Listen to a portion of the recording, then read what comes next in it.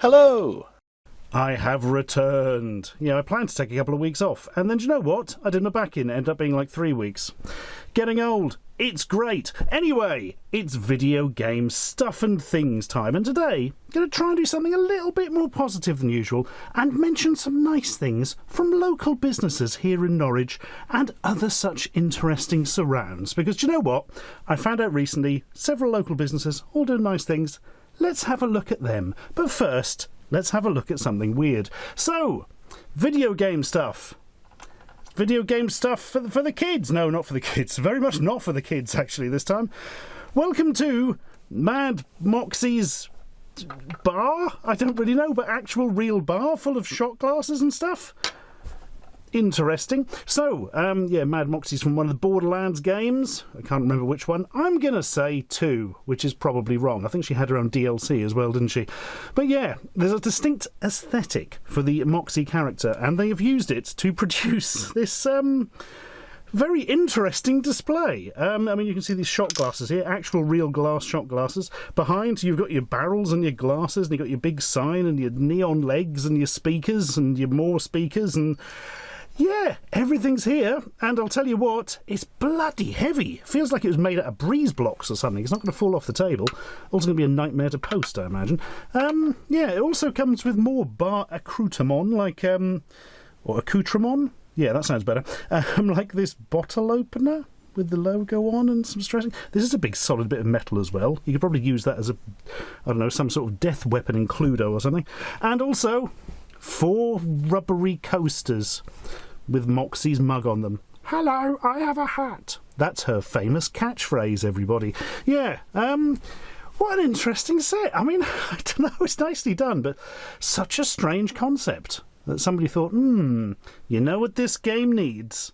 Receptacles for holding booze and a receptacle for holding the receptacles. Also coasters. Anyway, don't worry. It's not all booze related. There's also some stuff the kids might enjoy if they particularly like incense. Bing! Yeah, there's going to be a lot of jump cuts today because a lot of these items are very large. So, it's Spyro the Dragon, everybody. Look, sitting on like a castle-y crenellation thing. And inside his turret of joy, a little thing you can put your incense in and then light the incense. And you know what? It all wafts out of Spyro's nostrils. You see? Because he's a dragon, he breathes fire in the game, don't he? You see? It's nice and simple. Now, the more observant among you may be asking, Stuart, my friend, why the blithering fuck is Spyro green and not purple? It's wrong, and I've vomited everywhere in anger. Well, clean up that vomit. Because this is actually a limited edition one, right? And apparently, the actual idea originally for Spyro the Dragon was to have the character green. But they then realised this was a bad idea because there's quite a lot of grass in the game, and as actually shown by the base here, Spyro would kind of blend into the grass, and that's why he became purple and yellow, and also why he was elected president of Algeria. No, wait, that was different. Anyway, that's a Spyro incense burner. There's a lot of these video game incense burners at the moment. I feel like I've done several of them over the years. I don't know what it is about video games and incense that go together. Maybe it's to do with playing games too long and your bedroom smells like a wrestler's armpit. I don't know. But they all have something interesting to do with the smoke. And I always like these creative little ideas like that. Anyway, Spyro, be gone with you, because it's time for some actual games of a sort. So this is one of my favourite things I've seen recently, right? Ignore the box. It's like a pre-production one where the corners aren't together. Not that that's particularly relevant, as we'll get to later, but Super Rare Mixtape, Volume 1. So what this is there's a company called Super Rare that puts out sort of limited edition Switch games and stuff. That's a huge thing these days, isn't it? Switch games that are sort of limited or have... kind of posh collector's editions and things. Anyway, they're a company that does that, right? But what they've produced is something that reminds me, and indeed everyone I imagine, of the mixtapes of yore. But wait, we don't really mean mixtapes, do we? Because these has got actual video games on, hasn't it? So it's not music mixtape. Do you know what it actually is? Who's old enough to remember cover tapes on magazines, where you would, especially near the end of the magazine's life, for things like the ZX Spectrum and Commodore 64 and that, you would buy your magazine and it would have a tape stuck to the front of it, and on said tape would be a few full games and also some playable demos of upcoming games. Well, I tell you what, chums, Dum bum bum bum bum bum bum. Look, they've put it on a bloody tape. Well, of course, it's not an actual tape. How the hell would you get that in your PC? You'd have to crush it into dust and then put it in one of the fans. And I tell you from experience, that does not help data transfer. Now it's a USB thing, look. Hey! So, the idea is exactly as I said. It's got a load of games on it, and some are playable demos. Most of them are actually full indie games. Pop them in, and that's it. Like, literally, it just comes up with a menu on the screen. You click on the game, and it loads and plays. No installation, no crap like, oh, well, we've given you a USB stick, but actually it's just got codes on for Steam or something. No. Games, actually, the data is on there. And it comes with this beautiful little booklet. But, of course, the power of these things isn't in the format itself, it's in the curation, isn't it? How good are the games on it? And I've played quite a few of these, and I'll tell you what, it's bloody good. You've got things like a little mini falafel adventure, which the name makes me laugh. And also, looks like a Game Boy game, obviously. Becalm, which is a nice little experimental boaty thing, which is rather nice. I'd be here all day going through them. There's loads of bloody things in here. Daughter of Rain, which is a nice actiony game. Detritus, which is very visually interesting. You've got Echoist, which is visually interesting in another way.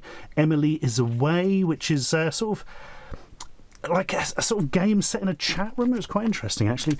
Enviro Bear 2000. I mean, I've encountered this before, but if you haven't, it's about a crazy bear driving a car. I mean, what more do you want out of life? Fairy Song, you get your black and white stuff. Look, Forklift Man. I'm going to be honest, I haven't played Forklift Man yet, mainly because I'm so scared of that image. But there we go. Fragment, the extended edition. That was a fun action-y game with horrible monsters. Garbage Boy Plus. Good Morning Drifter. Kind of like this. What was a bit in here I like doing? Damn, it's not the one I'm thinking of that had the cool in it. But this game features an awful lot of drinking beverages. Greetings. Somebody else with a beverage. I'm noticing something here. Guardians Fizz, nice home run. But Kiwi 64, which, as you may notice here, looks almost exactly like an old N64 game. Oh, really hurt my wrist there, just pushing. Bloody hell. First to do me back in, now I've hurt my wrist reading a book.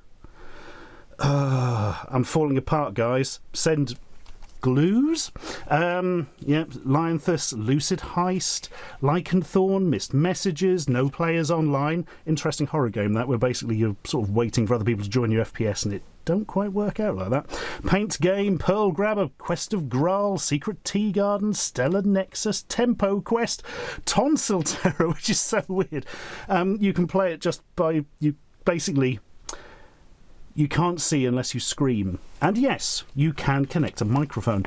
Two Time and Towers. I haven't had a go at that one yet. So there's something about the art on that one that makes me think it's going to take more time to get into than the others. What a stupid thing. Why on earth would the art suggest that to me? I don't know, people's brains. You Left Me. That's an interesting one. Good God. Well, not the others aren't. And then you've got some playable demos of Billy Bistup, Conscript, Grapple Dog, The Lone Blade, Pathogen X, and Skatebird, which is literally a cute little bird and a skateboard, if you haven't seen that. Really, really nice. Really nice curation. Great idea. And I like the way it all just worked off the tape. Just really liked it. Nice. And now I'm going to piss you all off by saying, if you want your own one, tough shit. They sold out like really quickly after putting it online. So, sorry about that. Hashtag not spawn. You can't even buy the products I show. Welcome to Ashens. But yeah, keep an eye on Super Rare if they do another one, because I thought that was bloody great. I really hope it's something they take forward into the future. Hey, look, everyone. It's Doom Guy, but a soft toy. I don't know. I do quite like the concept of a baby, instead of having a first teddy bear, having a first Doom Guy. I mean, I'm quite pleased with that, but there we are. Who made this? It's going to be Numbskull, isn't it? Yes, it is. Numbskull with all the interesting collectibles. It's very plush. You can move his belt. That bit's shiny, as it should be. I wonder what the minimum age is for somebody to have this, because I can't imagine you would actually give it to a baby. Got to be on here stuff. +7. Does that mean 7 years and up? I don't know. That seems a bit late for this. Maybe it's not stitched in a certain way. I've got no bloody idea. But if you particularly want a plush Doom Guy in your life, or you've got your other half's birthday's coming up and they really like Doom Guy and plushies, well, have we got a gift for you? It's this muscle figure. No, it's this. Tell you what, though, I think we now have to move from the sublime to the ultra sublime, or maybe from the ridiculous to the sublime, actually. Looking at that. I love the way he's got a glowing nipple. Put some cream on that, mate. You'll end up with problems if you don't. Right. Get a load of this. This is one of the local companies, right? This is astonishing. Jump cut. Bloody handmade stained glass, anyone? Like, actual stained glass with, like, lead around it and everything. So, you know, don't rub your hands over it and stick them in your mouth. It's real lead. Absolutely beautiful. If you don't know what this is and you haven't played Hollow Knight, it's the oh god, what's the end thing called? Spoilers. The Radiance. That's it. It's the Radiance. It's not nice. You have to beat it. But anyway, look at that. Isn't that the nicest bloody thing? This is made by a local company called 16 Bits of Glass. One of the people behind it is the mighty Matt, late of Did You Know Gaming, if you know of him. And yeah, they just make these beautiful things. I mean, don't get me wrong, they are pricey, because obviously it is literally beautiful handmade stained glass. And they don't have a lot of things for sale at once, because they're all handmade. They're not being knocked off on some sort of conveyor belt or something. So do have a look at the website if you're interested in a very high-end, beautiful thing. Maybe for somebody's birthday. Maybe for Christmas. Maybe for St. Swithin's Day. Maybe for January the 15th for no reason whatsoever. I don't bloody know. I'm not your mum. I'll stick a link in the description. I'll do that with everything. Jump cut. Right, going to touch on something now that I found slightly odd, right? I discovered this French website where they were selling, effectively, Dreamcast conversions of old games. Look, I got Another World, Flashback, and Fade to Black. Well, there's nothing particularly crazy about that in itself. I bought them from a company called, what was it? Rush On Game, I believe is the one I got them from. But, yeah, what threw me, right, it's not the fact that games themselves exist. I mean, why would I even want them on the Dreamcast? I can play them on other bloody formats already, but... And, like, I played bloody Flashback on the Amiga, God knows how many years ago. But look, they've got the proper cases. These must be some sort of custom job. Either that or they, I don't know, raided some sort of warehouse and found 1 million old Dreamcast boxes in there, but that seems very unlikely. These would be so expensive to produce now. Look, so, you know, the proper dual case. I'm slightly scared of opening it in case I break the bloody thing. That's muscle memory from when I actually had Dreamcast games. God, these things broke easily. But not as bad as Sega Saturn boxes, which I believe we've touched on before, and would actually scratch your games right up. For God's sake, Sega, are you on drugs? Or were you on drugs? It was a long time ago. Hey, maybe things have changed. But yeah, all the bloody cases. I'll tell you what, though. Bit's just fallen off the corner. I suspect these are made out of slightly cheaper plastic than the originals. That's not a good sign. But yeah, isn't that... It just threw me that such a specific and awkward case as the Dreamcast one could still sort of exist in this day and age. But they are not the only people still producing Dreamcast games. There are more original ones as well. Don't know if you ever heard of Rush Rally Reloaded. Well, that was a rather nice little top-down, have a bit of fun and drive your car around game by the bizarrely named Senile team, who you may recognise as the ones behind Beats of Rage, I believe, back in the day. But yeah, they put that out in this DVD case, which kind of makes, well, it's a lot easier, isn't it? But they've produced this new game, which I really liked. It's called Intrepid Izzy. Look, there's Izzy on it, being all intrepid. They also put it in a jewel case, which I think looks better on his shelf for Dreamcast games. Just saying is all. But yeah, I had a lot of fun with this. It's just a platform game, but it's a bloody nice one. Nice, clean cartoon style to the graphics as well. I'll have put footage of it over the top of the video by now, so you're probably watching it. Hang on, we'll stop doing that now and take you back, because I want to show you the case. Because I really like this, right? They did a standard case and also Japanese-style case. So it depends if you want the sort of European or the more NTSC one. I believe the discs inside are identical, but very interesting that they've come up with the two designs of that. But so the interesting local connection here, right, is that the company that distributes these in the UK, Wave, who I've never spoken to in any way, shape or form, I looked them up, right, to see where they were. The address they give is the same building as I used to use for a P.O. box. Like, literally the same building here in Norwich. So doubtless I will run into these people at some sort of event or something in the future. But yeah, It's nice that people are still making Dreamcast games, stuff like that. If you want these, I believe they're still selling Rush Rush Rally Reloaded. It's about £20, and these it's like 30, I think, for Intrepid Izzy on the Dreamcast. Or if you just want to play the game on Steam, I think it's about £15 on there at the moment. Or wait for the Steam sale, where it'll be minus 27 pence, like everything always is in bloody Steam sales. Also, interestingly, you can buy copies of this in several retro shops around the UK. If you have a look on their website, there's a little locator thing. So that's quite nice, isn't it?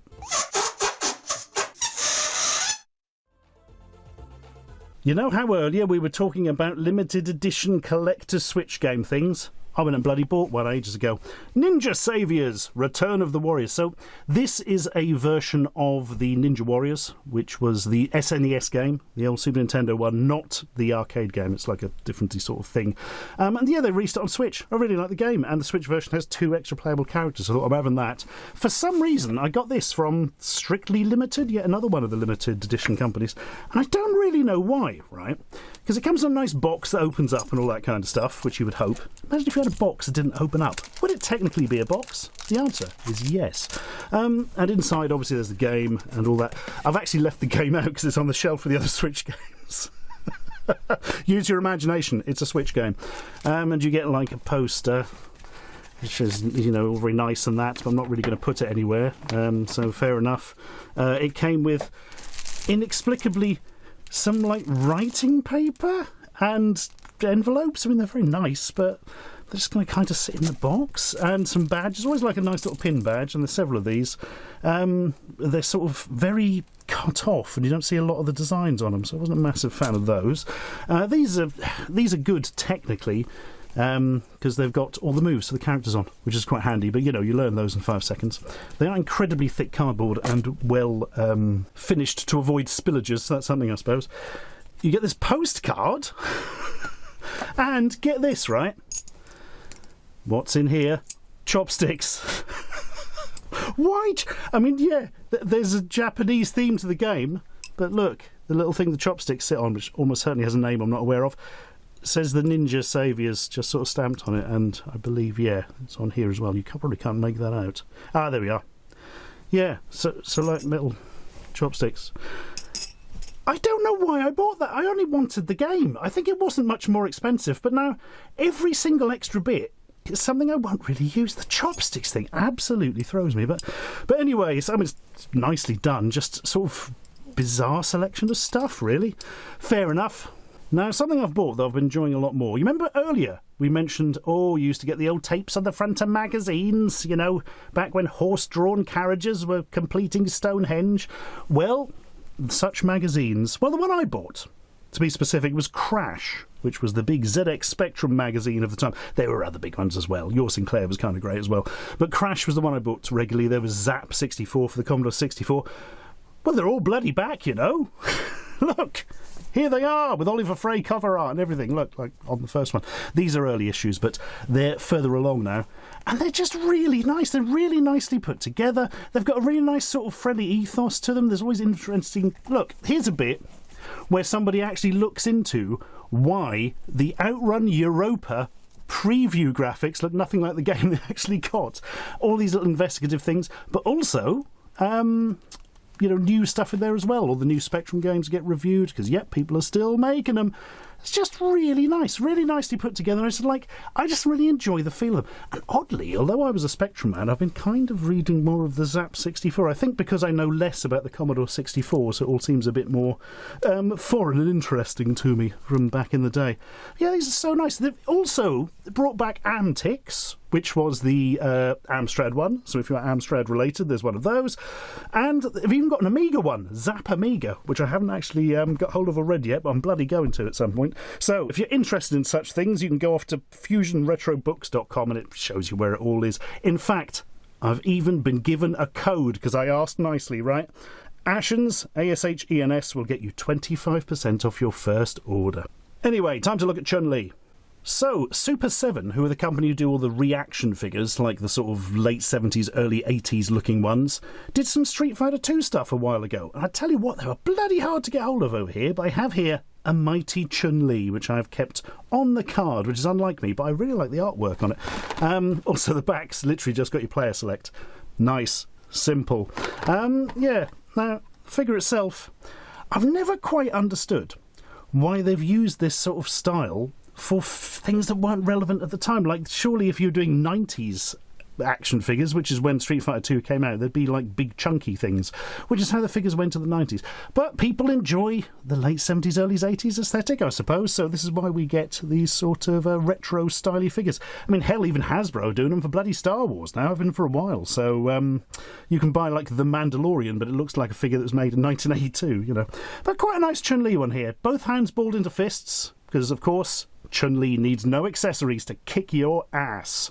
Look, her signature move is the spinning bird kick. But you know one of the reasons I bought this? Because I remember being so disappointed with the G.I. Joe Street Fighter 2 figures back in the day.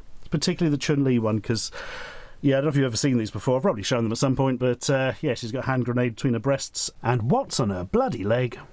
A flintlock pistol.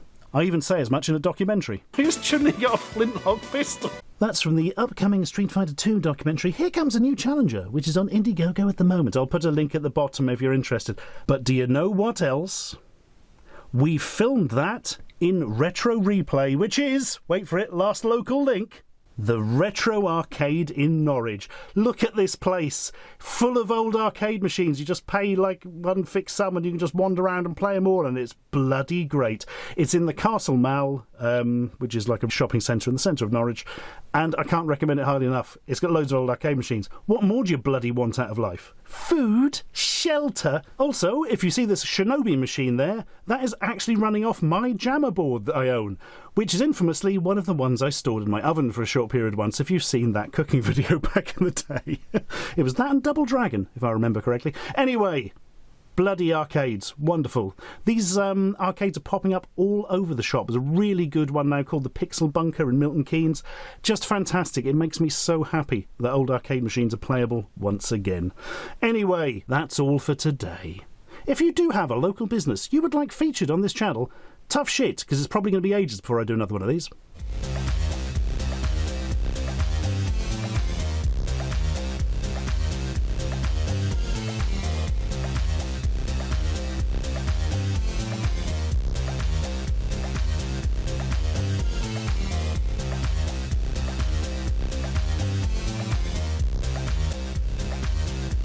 Subscribe for more.